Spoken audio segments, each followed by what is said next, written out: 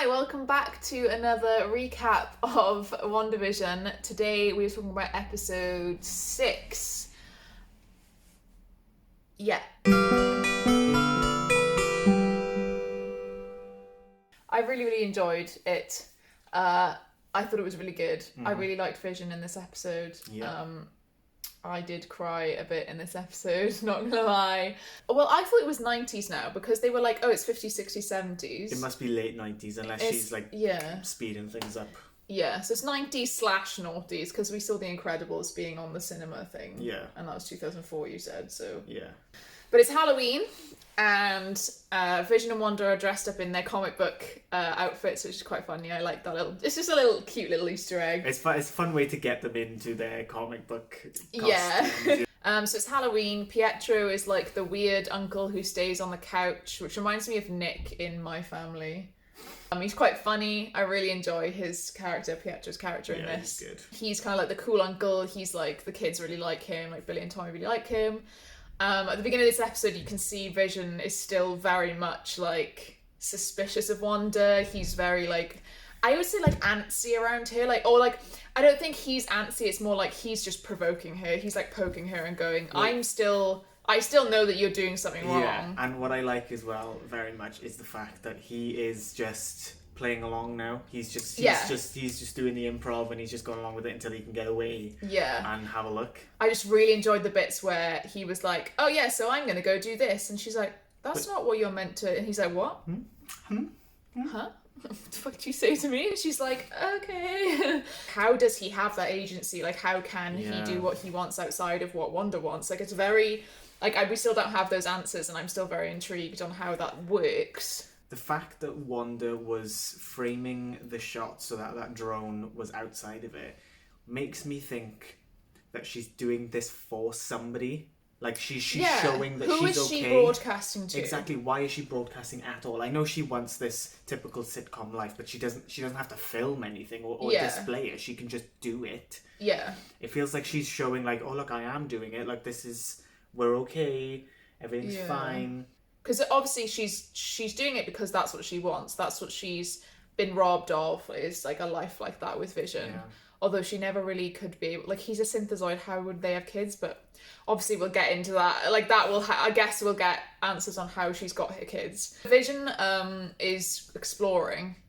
Whilst this whole Halloween thing's going on, there's kids running around. Pietro's being quite funny with the kids, like he's doing silly string and, you know, all this shit. And Vision says that he's going to go on the neighborhood watch, like we see in episode 2, to make sure that, you know, nothing bad happens. And Wanda runs into Herb, and Herb's like, oh, Vision's not on duty tonight. And again, Herb's like, would you want me to do anything different? Do you want me to change things? Did I do something wrong? Did you want me to change something? And she's like, no. And Herb walks off. Which makes me wonder, like, well, obviously we can see when Vision takes the resident, like he's done it to Norm and he does it to Agnes later on in this episode, he takes them out of it. But when they're in it and they're going, oh, did you want me to do something different? Like, how are they... It's like, weird. Because if she's telling them what to do, and she knows exactly what the lines are, you know, the script and this and that, to play out. How are they then taking their own agency and saying, like, oh, did you want me to do something? Like, it's very, like...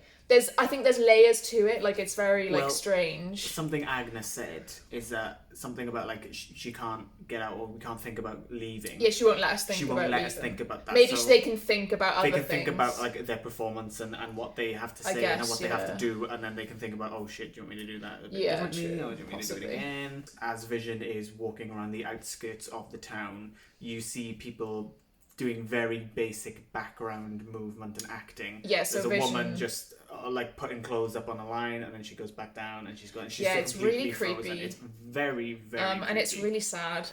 You can tell Vision is really upset, and like he wants to do something about it. He wants to help these people. And there was one bit where he just goes up to this woman and he's like, are you waiting for something? Are these your children? Are you waiting for something? And I'm just like, oh my god, like I almost cried at that bit because he's just so innocent, isn't he? He's so pure, and like the fact that he is just trying his best. Yeah. I love him so much, and I love Paul Bettany as well. Like him playing that, he's so good at playing that Vision. Like, I will be pissed if he's not in it. Anything after this, like I will be pissed off if he's still dead. I will be pissed off. But I will be writing a strongly worded letter to Marvel Studios if Vision's still dead after this. Haywood, the director of Sword, Rowan's favourite character. Nobody wants the opinion of a straight, white, cis man. Why are they always...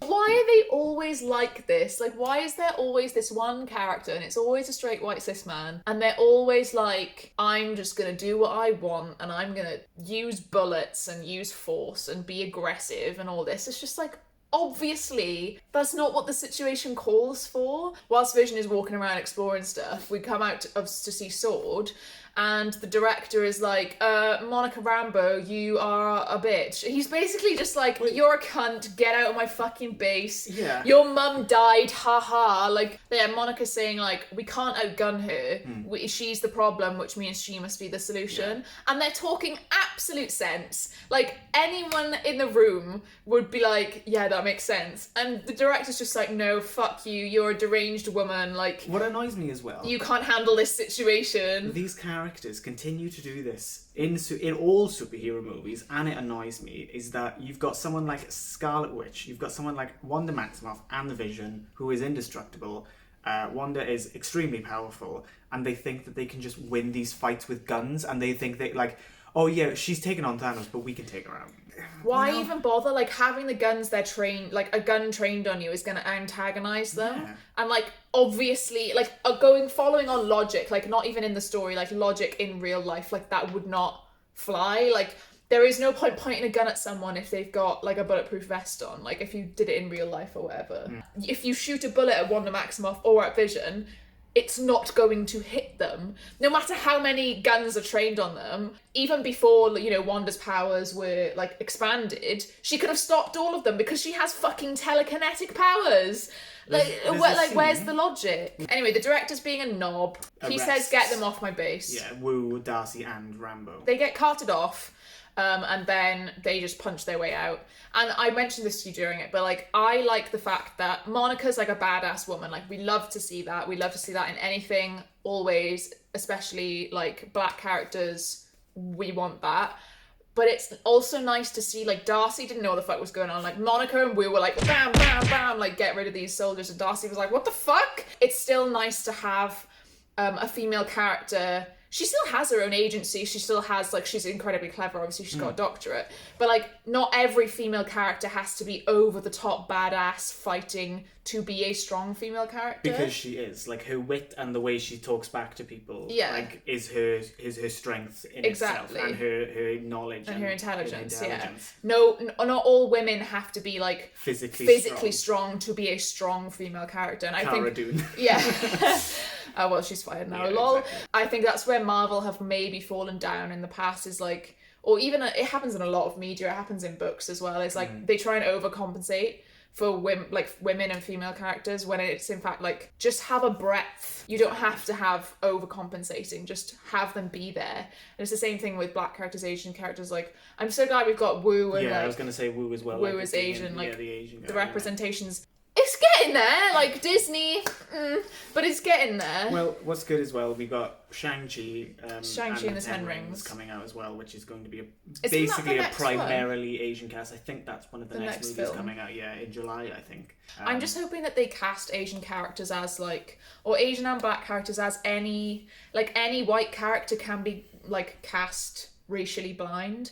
Like, I don't want it just to be like Black Panther's just the black film, and then Shang-Chi and the Ten Rings is the Asian film, and they're like, there we go, we gave you the we want it in all media. We want it in the normal Avengers, you know, or the new Avengers, whatever's going to come next. Like, we want it in Spider-Man, we want it in the main ones as well, like, because it can't just be these fringe superheroes. Like, that's still a form of discrimination, just to keep them on the side and, like, oh, they can say with their own thing. We want it everywhere. We want it normalized. Yeah. The three of them, obviously they get their way out, but then they sneak back in so that Darcy can hack into the director's files and see what the fuck he's doing, because they're like, clearly there's something fishy going on. He's doing something. He's got some kind of plan.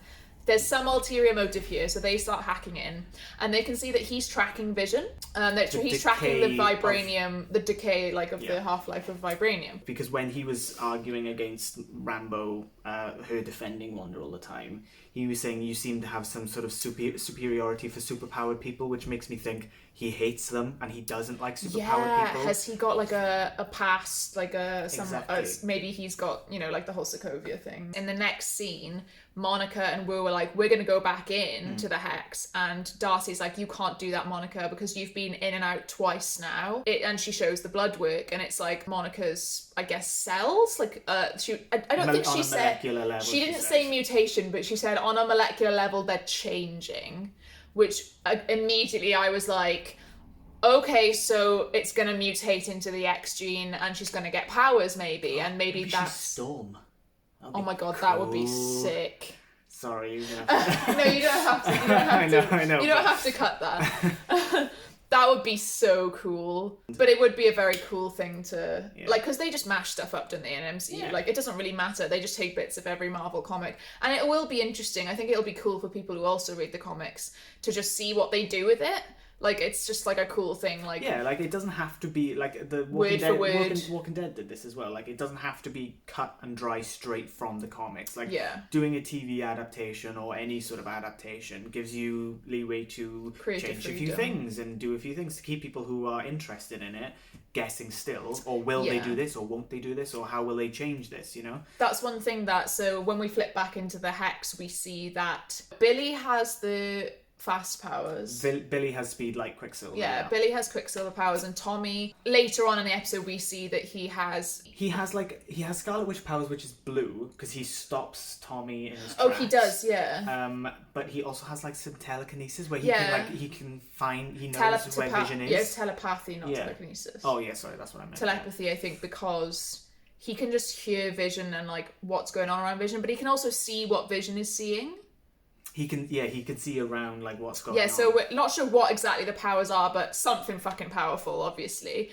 Yeah. And it's quite cool because I read something recently like the Young Avengers have Billy and Tommy in, like, because they do have powers. Like, why wouldn't they? They're Scarlet Witch's son. So there's this one really, really poignant bit with Pietro and Wanda. The kids have just run off to do something. I can't remember what they said, but they were like, please, can we go? And she was like, don't go past Ellis Avenue, which obviously is the edge where the Hex barrier is. It's just those two, and he's like, so, this is pretty cool. Like, you can do all this shit. Ethically, like, where did you get all these kids from? Like, why didn't you have them before? And Wanda's literally like, obviously she didn't bring Pietro in intentionally, so him asking all this and having all this agency, she's probably like, what the fuck? And he's like, oh, I mean, ethically you've tried to go around it like the best way possible, keeping and the kids with the adults, like keeping the couples together and the families together. And she's like, she just doesn't really respond. She's just a bit speechless. And he's like, don't get me wrong, like, I think it's really cool, like, I'm impressed. And she's like, so you don't think it's wrong? And he's like, no, I think it's impressive. But then it seems like he's digging a bit, like, for info, because he's like, how did you do this? Like, he's like, you used to just do like a little thing and a wiggling hand, which makes me really doubt him, and I hate that. I don't want to be suspicious of him because I love him as a character. Like, I love Evan Peters, I love Quicksilver. He was really good in this episode, but it does make me think it's one of two things. Either he is trying to really help Wanda and question these things because he's genuinely curious, or he has some ulterior motive. But he has all of Pietro's memories from Wanda, but she does keep saying, like, I don't remember it that way. And that's the thing, right? This is what is kind of annoying me. She turns to look at Pietro and he's got bullet holes and he's dead.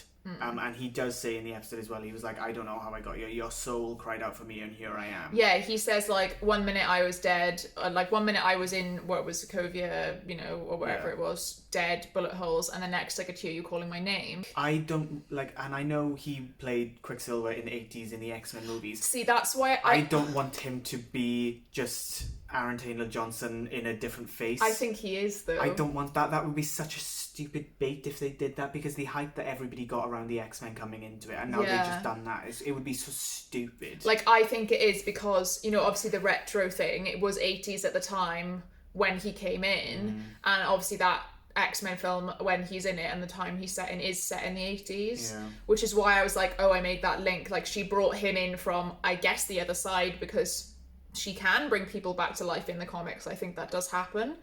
So she does have those powers, but maybe she's not aware of them. It would just be so stupid if that. It would be annoying. It would be such a bait and switch, and I don't think that it would be a very clever bait and switch. It would be one of the worst ones I've seen, because the hype everybody got around the X-Men coming in and an introduction to the X-Men and maybe like merging the realities for it just to be, oh, he just looks a bit different. We still don't know why he's there though, or how he got there, and why he does have slightly different memories to Wanda.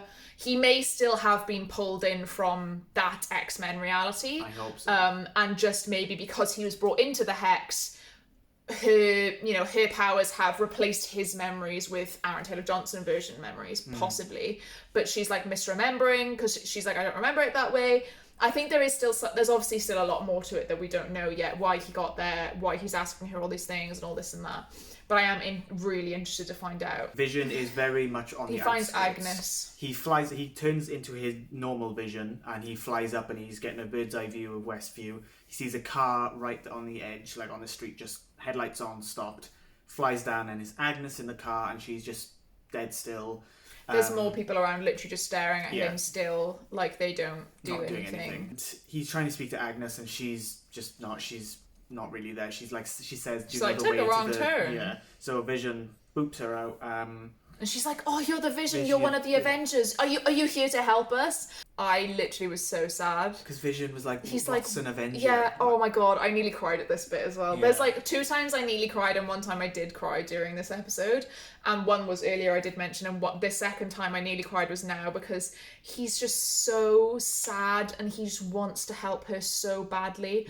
And the absolute, like, she is devastated, she is crushed when he is like, what's an Avenger? She's just like, oh, there's no hope. Well, she starts questioning, and then she's like, am I dead? Yeah, and he was like, well, why would you say that? And she was like, because you're dead.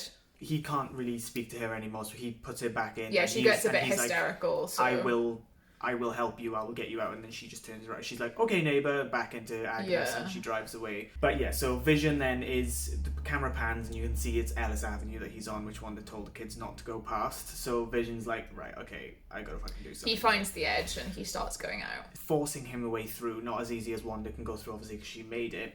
But you can see like the boundaries like still attached to him by like these strings, like bits of the digital kind of looking force field is still attached to him, as if he's like coming out of like goop or something. It looks like that.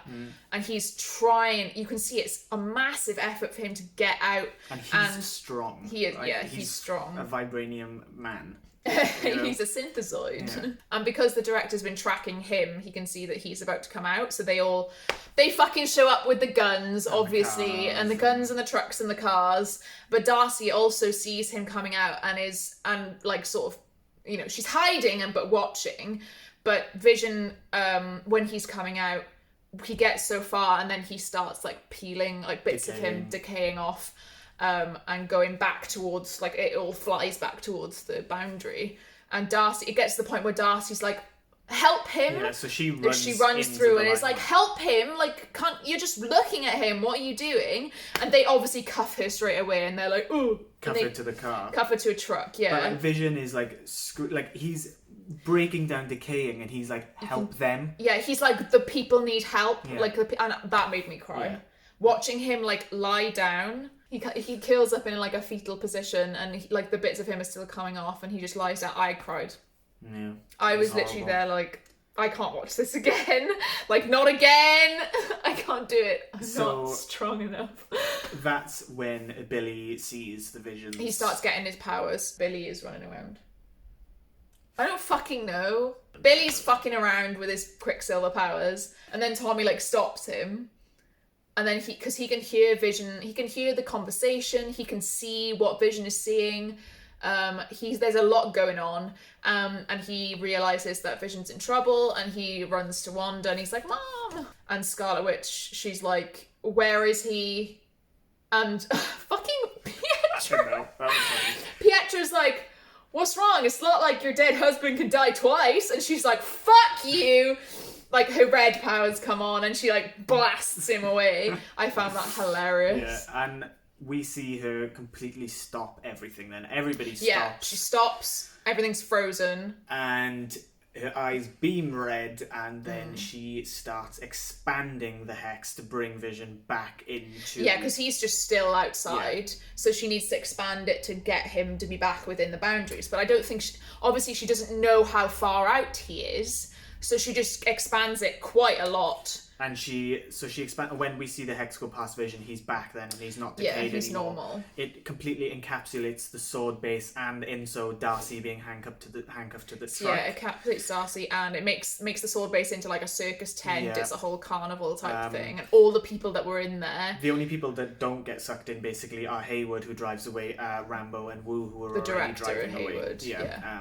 Interestingly, now I think what will happen, because Darcy ran and tried to get them to help Vision. Now, Vision saw that. Now, if he can remember what he saw outside of the hex when he's back inside...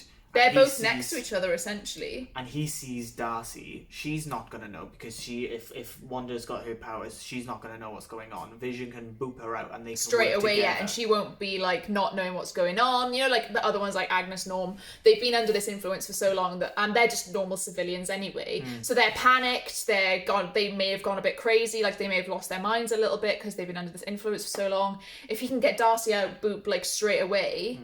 she'll just be like, right, okay, let's work together. Yeah. I'll play the part. I'll play the character. Yeah. We'll work together on this, because Vision knows now she's trying to help him, and she's from the outside, knows she's trying to help. Yeah. And not just I'm somebody interested from Sword. in seeing hopefully them two work together. That would be cool. I would like to see Definitely that. Looking forward to seeing we that. always forget to mention the advert. Now, the advert I didn't really get It this wasn't time. as blatant this time. No, what was it called? Yo Magic? Yo Magic. It was like a yoga. It was all claymation. It was a yoga shark, like a guy a kid on a stranded island. A shark came up and he was like, "You need some Yo Magic," and he gave him this pot of yogurt. And the kid tries to open it loads, but he just dies. And the sun and the moon, like fast forward time. Yeah, and he's decaying into a skeleton. And it like sits on him for like a little bit too long, and then it's like, "Yo Magic." Yeah, it's a bit weird. I don't really get that. I took from that the magic, her magic it's losing its hold. Right.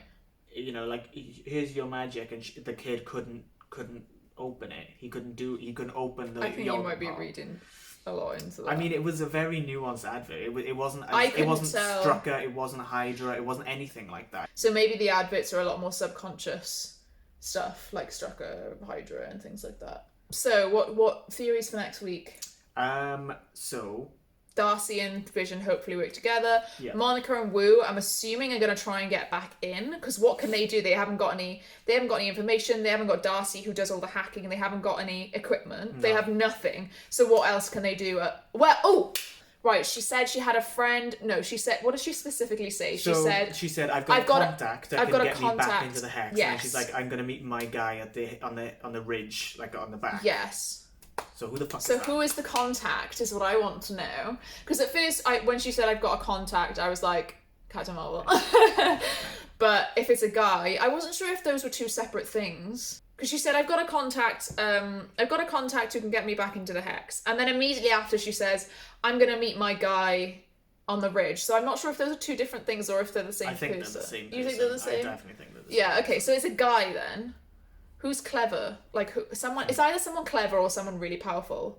I'm excited. I'm excited to see what happens next week. Again, same as last week, like, it's such a cliffhanger. Oh, I really want to know what happens. I just know, though, if this was all out in one, I would have been done in one day. Yeah, one day. I think I might actually binge it all when it all comes out again, like, just to watch it all as one, because it'll be about 4 hours. But yeah, I'm super, super excited. I'm sure everyone else is as well. Yeah, so that's it for this week. And we will see you next week to talk about episode 7. Bye!